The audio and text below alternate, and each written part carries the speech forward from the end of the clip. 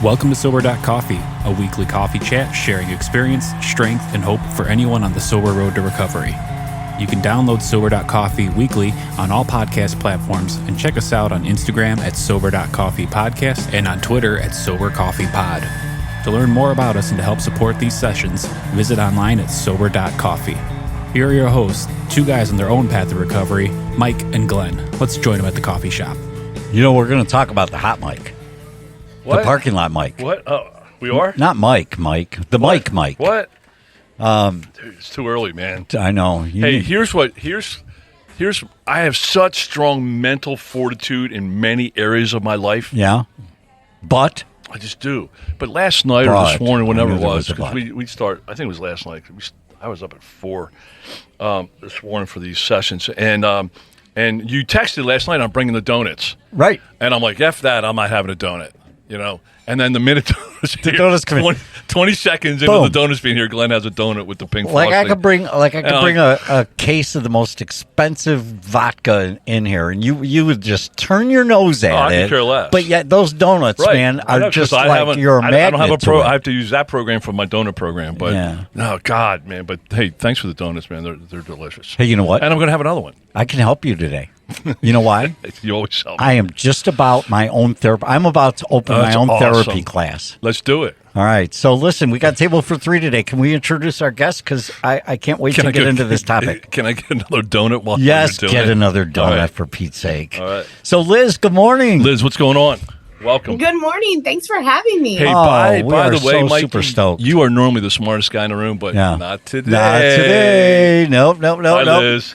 Hi, I don't know about that, but I'm really excited to be here. Oh, just go with it. Guess what? I'm still the smartest guy in the room. Oh. Yeah. There you go. Yes. So Liz Kelly, Glenn, is, and she's going to have to describe what LICSW. I can make something up like loves inclusive categories only in the Southwest United States. That's her title. No, it's LIC. What is LICSW? So that stands for Licensed Independent Clinical Social Worker. Oh, very good. So that means that I'm licensed to be a therapist. Excellent. And so, great segue. Look, I'm telling you. First of all, we can't be married. I'll tell you why. You must have written a book about therapy. She's written a book about therapy, and the name of the book, check out this marketing session that happened when it said, what do we name this book? Here's the name of the book.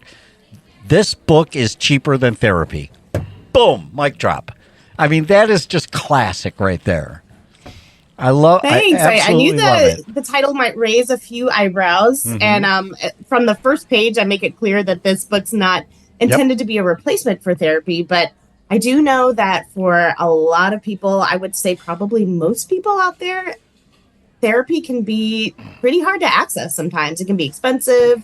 You may not have a lot of therapists in your area. Mm-hmm. You may not know where to start. So I thought I wanted a title that said right away, like, hey, this is a place to start. Yeah. And I got to tell you, it is a great place to start. I read the book, and normally, because if we have somebody on who's authored a book, I like to read the book, right? I mean, I don't want to just be like, oh, I hear you got a good book. So Mikey's read 87 books in the last year. I read 87 books in the last year, thanks to Sober.Coffee. But first of all, I learned a lot in here. I learned that we cannot ever get married, Liz, because you like to organize closets. So do I. And that would be a cause for an argument, right? That you and I would want to be the organizer of that closet, and we'd argue about it. So we can't ever be that. But what we can be is healthier from this book. I'm telling you, it's just chock full of so much good content and action items and techniques that you can use in all areas.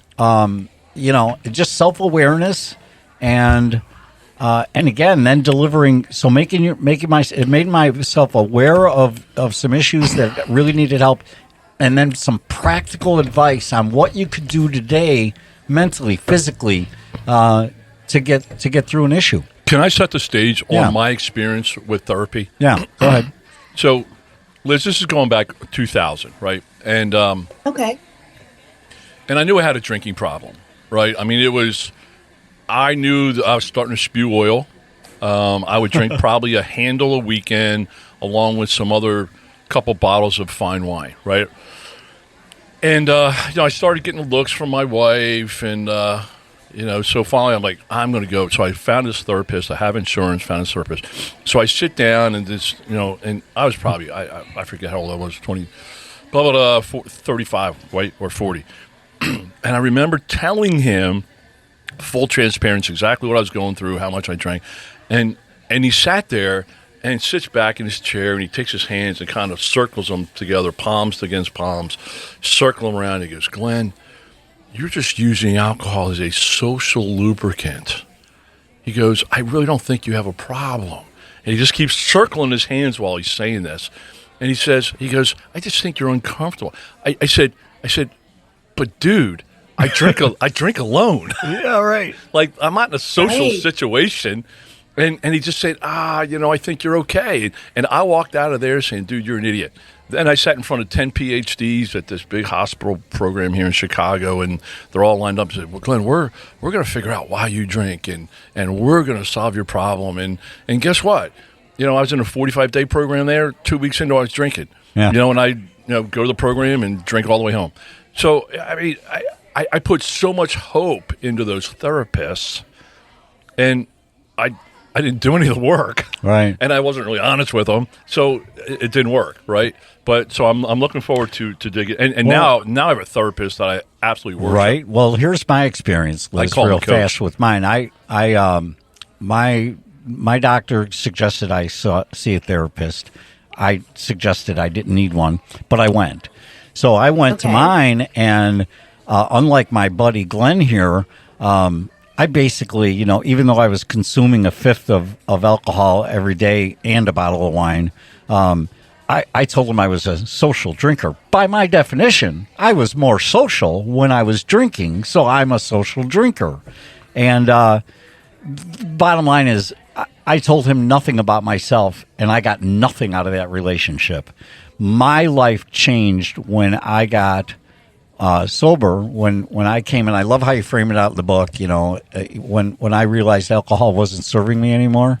When I went in there and was totally honest, oh man, did that change life. It was just the honesty. I said, my job is to be honest with you, and I promise honesty. Your job is to uncover anything and help me work through any issue that I'll never drink over. And we have a great relationship today because of that. But this that's amazing. Yeah. Do you find that people, I mean, in your practice, do you find a little bit of Glenn and a little bit of Mike? I do. I think what both of you are talking about is the importance of fit between a client and their therapist. Mm-hmm. You have to have a good feeling about your therapist. You have to feel like you can trust them. You have to feel like you can be completely honest with them. Mm-hmm. You have to feel like they are giving you this non-judgmental, compassionate space where you can be yourself, you can be honest, you're not going to be shamed. But if you don't get that, therapy just isn't going to work. Mm-hmm, mm-hmm. And like your book says, and I love it because, again, the book is a good starting point. But at the end of the book, it also unpacks finding a therapist and working with a therapist, which I thought was key. It was like, hey, the book isn't a substitute for therapy, but like you said, in your words, it's a great start, and it just hits so many springboard. Topics. Yeah, springboard. Thank you very much. So yeah, no, thanks for pointing that out. One of my hopes for the book is that individuals are going to learn tools that they can use to make small changes themselves. But if they want more, if they're looking to be in therapy, then they can be an informed consumer when they look to find mental health services out there. So there's, we are in a lot of rooms of Alcoholics Anonymous with a lot of alcoholics working to get sober. Some are strongly on the path, some are seekers, right? So what I have found is, a third, because I do 25 things a day, a week, a month to stay sober. My therapist coach is one of those 25.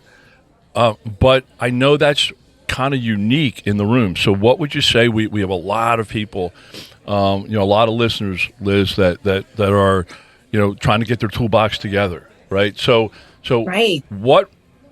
How would therapy, if you could give just kind of an overview, how therapy could help them? right? And then we can plug into the where do you find one, but what's the value of connecting with a therapist?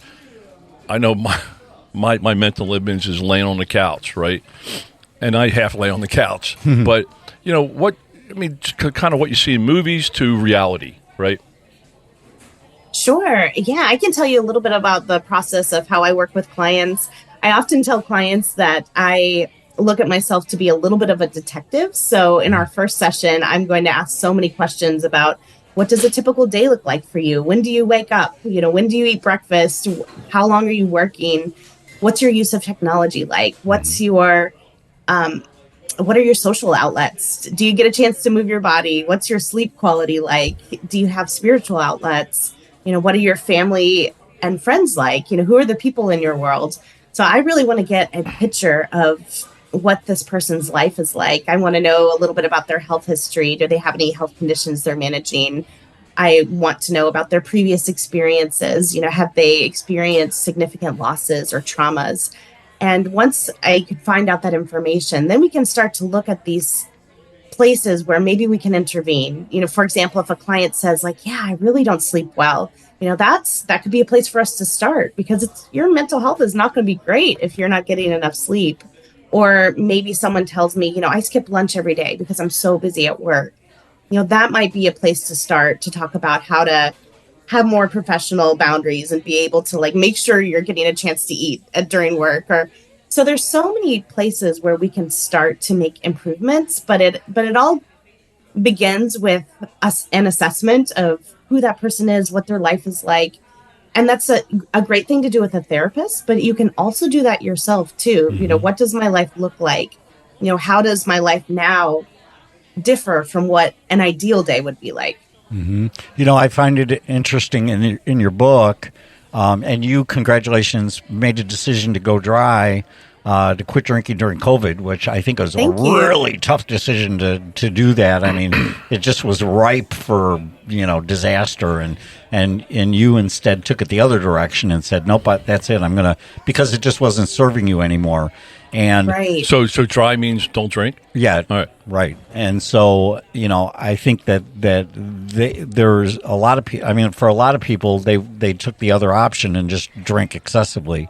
But I see in your book that, you touch back onto alcohol or drug consumption, which the way I read it in my eyes as I read your book is, you're fighting an uphill battle. If you're going to dilute your body with poisons, you're just not going to be able to tap, like you said, to do the exercises. If you're not clear and concise, how are you going to make a clear and concise determination about what your course of action to get better is if you're polluting yourself with drugs or alcohol? Right. Well, what do you tell people come in and say? Well, that's like people that are really depressed use alcohol to help their depression, and it's a depressant. Right.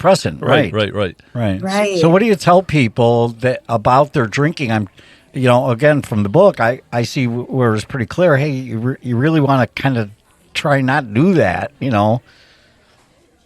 Right. I do talk to clients about alcohol use because even moderate amounts of alcohol can make feelings of anxiety and depression and stress so much worse. So, I have seen times where clients have come in and they're doing so many things right. They're exercising, paying attention to sleep, trying to get more of a balance between work and their personal life, but they're still drinking alcohol really regularly, and they're still maybe feeling depressed or feeling really anxious. And so at that point, I might gently say, hey, have you considered maybe, changing your relationship with alcohol, because that might be something that's getting in the way of you feeling the way that you want to feel. I also think that there's a lot of misconceptions about self-care in our society. That word gets thrown around all the time, and sometimes I almost kind of cringe when I hear it because it gets misconstrued so often. But so many people think self-care is a glass or two of wine at night, or self-care is buying this thing on an app so that comes the next day that I don't really need. But I think self-care is anything that's and don't worry, I do that too. Look at Mikey spitting water. Judging, I'm feeling judgment here. No, and I'm no stranger to I'm kidding. pushing that button too. But I think real self-care is going to be something that's going to improve your future self. It's going to make your future self proud. It's going to make your future self healthier or happier.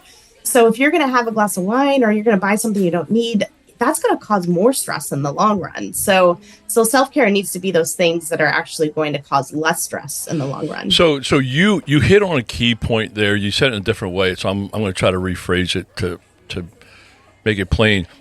What I've learned, and I'm still learning, I remind myself daily, is I think what you just described is people want immediate satisfaction. They don't care about long term. Right. And what I have learned, especially, I mean, I could make this into a 7-minute sentence, but what I've learned is pain today, more pleasure tomorrow. Right. And so many people, including me, so let me talk about the rest of the people. Let me talk about me. I want pleasure and good feelings and comfort today. I think we're wired for comfort. And so, right. The gym is a good example of that, right? I hate going to the gym. I have a life-threatening allergy to exercise. and yet, what I know is if I go for 45 minutes, the rest of the day is better. Tomorrow is better. But I want to sit on the couch. I want to make excuses. And what I know for a fact is tomorrow's better if I go today. Mm-hmm. But And that's like so many people. They're like, I don't really care about tomorrow. I'm in feeling this now, and I want relief now. And so people like Goggins and people out there like that help me realize, no, stop being a baby. Start doing the hard work now. Your feelings will eventually catch up. Mm-hmm. But you're not going to feel good today. It's not a feel good life. Let me put that through the therapist's filter. Does that play out for you? I mean, do you agree with what Glenn said? Yeah, I might use maybe a different word, maybe instead of, pain fits, but also discomfort. I think well, you haven't gone to the gym with me. The word's pain. Yeah, no, either way, whatever word resonates with you, but it's such an important skill to be able to sit with discomfort. And I think that's something that we're not always really good at, that the moment we feel bad, our immediate reaction is like, oh no, I have to change this. I have to get rid of this bad feeling. I have to push it away. I have to do something to feel good, to feel happy. But in reality, sometimes we just need to learn to sit with our discomfort. Like I hate going to the gym. This sucks, but I'm going to recognize it, acknowledge it, sit with it, and I'm going to let that feeling move through me, right? Or if we have another feeling of discomfort, if we're feeling grief, being able to kind of sit with that as opposed to trying to push it away or cover it up or try to change it. Yeah, so we have a phrase that we use for that, and it's, we've learned how to suffer better. Right. And I use that. I use that with my wife. She goes, Glenn, you don't suffer. I'm like, you have no idea what goes up inside this head. Right, you just like the head trash or mental gymnastics. You just have no idea. But no, you're right. And I've got some examples. For sake of time, I won't. But it's that white chair where I just uncomfortable in my own head, and you just learn to, hey man, I'm here at a point of being uncomfortable, and I'm going to use some tools and sit through this, and suffer better. Right. And recognize that you're not gonna feel that way forever. It's temporary. Yeah, and I love that phrase, suffer better. That's a good really one? beautiful. Yeah. I'll loan it to you. The one thing you talk about in the book that really caught my attention was the area of grief. And I had it was a bit of a learning light bulb for me when I read this last week. And grief isn't just about death. I mean, grief Amen.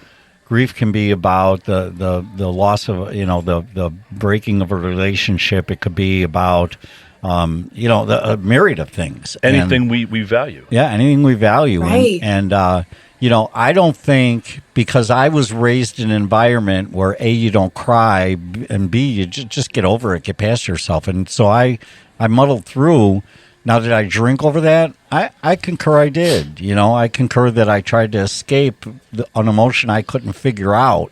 And I really appreciated that because we have to learn how to process grief. And the book, again, covers that, gave me some techniques to begin to understand it better. Do you think a book can process somebody through grief, or is that really one of those instances where you try and find a counselor to kind of help get you through those issues? Yeah. Grief is going to look different for everyone. So some people might really benefit from talking to a therapist or joining a grief support group. Other people might really benefit from reading books. There's some really wonderful books on grief out there. But I think what's important with grief is to, recognize that we don't really get over grief. It's something that you carry with you or you move forward with. And because I think so many people are trying to get over grief, and then they get really frustrated when they're like, I'm not going to get over this. But I'm not, right. Yeah. Yeah. But David Kessler, he's a grief expert, and he has some wonderful books out there. But he said something to the effect of like, when he's asked, how long am I going to grieve? He says, well, how long did you love that person? And essentially you're going to grieve in some way forever. You're going to have this with you forever. And that doesn't mean that you're going to feel that pain so intently, but over time, hopefully that grief is going to be something that's going to be easier to carry with you. Mm-hmm. I love that. You're carrying it with you. I hate the line, time will heal all wounds. I think that's a bunch of bullshit. Time hasn't healed. You're going to be forever changed from your losses. Yes, there's stuff, right. So question. Let's go real practical. First of all, what does a session with Liz look like? Is it by Zoom? Is it in person? Is there a couch and a chair? What does it look like? So I do all of my sessions through telehealth. I do miss seeing people in person because there is something really special about being in the same room with someone. But at the same time, I get to see people where they're comfortable. So I see people in their houses and their living rooms and their bedrooms or their cars, or sometimes people even go out on a walk when they're talking with me. I get to see people's pets. So a session's typically about 50 minutes long. The first few minutes, I do a little bit of a check-in, how are they feeling? How are their mood and their energy levels? I always like to ask my clients if they have a high point and a low point of the week. So and then the rest of the session is 15 minutes or 50? 50? Oh, 50. So it's just under an hour. Right. Okay. Got it. No, I said 15. I can't even say hi in 15 minutes. Exactly. And then you let clients put things. Sometimes people have topics they want to put on the agenda. Other times we just see what comes up. And sometimes I'll bring up topics that have surfaced in previous sessions and see if my client wants to circle back there. I also talk to my clients a lot about what their goals are. How would they like to feel? I ask clients, hey, if we work together for, a few weeks, a few months, and things are getting better, what's going to be different? What's going to be changed? What's going to be better in your life? And I actually really like that question for anybody. If things were better, what would my life look like? So, okay. So first question is, if people connect with the book and with you, do you have available slots? Like, can we put in our resource room how to get in contact with you? Yeah, absolutely. Okay. I have a website. It's lizkellymsw.com, and I do have a private practice that I do see clients and have slots available. Perfect. And then if they don't want to use you, how do they find another therapist? What's the best kind of tips for success there? Yeah, that's a great question. So I would start maybe with your primary care doctor, ask if they have referrals. There are also therapist directories online like psychologytoday.com or Therapist Finder, or if you Google, therapist directories, you'll find directories that you can look through. If you have insurance, you can also go to your insurance website and look for therapists that are in network with your plan. So that might be one place to start. There's also community counseling agencies out there that sometimes have grants to offer low cost or no cost counseling. So those can usually be found if your local government has a social services page. They'll typically list counseling agencies that offer those services. I also can encourage people to try out group counseling or group therapy, because there can be something, as there can be something incredibly healing by, healing in a group with other people. And that can usually be less expensive than individual therapy. So those might be a few places to start. There's also support groups out there that can be really helpful. Great books out there. It's not always easy, but definitely, taking those first few steps to get referrals. Right. Yeah, what I have found is a problem shared is a problem halved. Mm-hmm. Just sometimes, that's how I use my therapist, and I'm telling you, I've used him since probably 2010. And I have said I have some crazy stuff that goes inside this head. And when I get it outside of my head, he's a safe space, right? Mm-hmm. And if somebody wants a guy, I know some guys go to guys and girls go to girls, or some doesn't matter, right? No. But if somebody wants a guy, reach out to us to the show. I use Dr. D, and I'm telling you, the minute I get it out of my lips, most of the time I solve the problem because I just hear it out loud, right? But it's such a safe, welcoming space, and it's like we say, it's hard to read the label on your own jar, right? So when you get it out there, and somebody can, when you build that relationship over time with them, they can really provide guidance, and it's so, mental health, alcoholism is certainly a mental health issue. They got this big DMV book, I think it's called, or something, and it's a disease in this book. That's why they pay millions and billions of dollars to treat it. But therapy is absolutely amazing, and Liz, you've really found a great path to help people in this life. Yeah, and the book is a really good tool, and again, it's called. Mikey has more comments and more handwritten notes on the contents page. I just kept just on the contents page. It's good stuff. Liz, you write a really good contents page. So I would recommend buying the book, but let's take all of your clients all in one. If you had to give one phrase of like one tip for the week that you give to everybody, what would it be this week? Oh, so my tip of the week, or my tip of all time, would be to focus on increasing your self-compassion. And self-compassion essentially is treating yourself like you would treat a friend. As you know, inside our heads, we can be incredibly mean to ourselves. Yes. We can say things to ourselves we would never say to another person.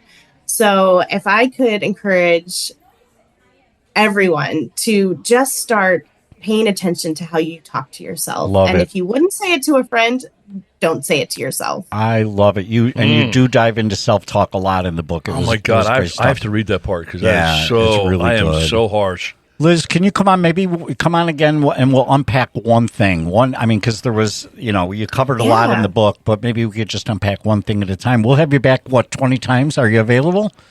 I would love to. I love coffee. I am a morning person, so I would love to come back anytime. Well, I will say I am a little bit disappointed. I know. So Mikey set up. He goes, "Hey, Liz uses the F word a lot." And so he's, we had a little bet. I said, I'll bet she says it 37 times. You didn't say it once. The over-under, I know. Oh, my gosh. And we'll just leave the listeners thinking of how it would sound if she said it. But we'll just leave it in their imagination. Liz, thank you so much. You rock, Liz. Thanks for jumping on. So much. Gosh, really this appreciate was a blast. it. Liz Kelly. Take care. Thank you. All right, bye-bye. Have an awesome day. All right, you guys too. Thanks for joining us for today's coffee chat. To contact the show, email us at podcast@Sober.Coffee. If you need immediate help, the AA hotline is 800-839-1686. The National Suicide Prevention Hotline is 800-273-8255. Remember, Mike and Glenn are sharing their own journey on the path to recovery. Any suggestions, medical or otherwise, are their own experiences and should not be viewed as professional advice. See you next week, and remember, there is a solution.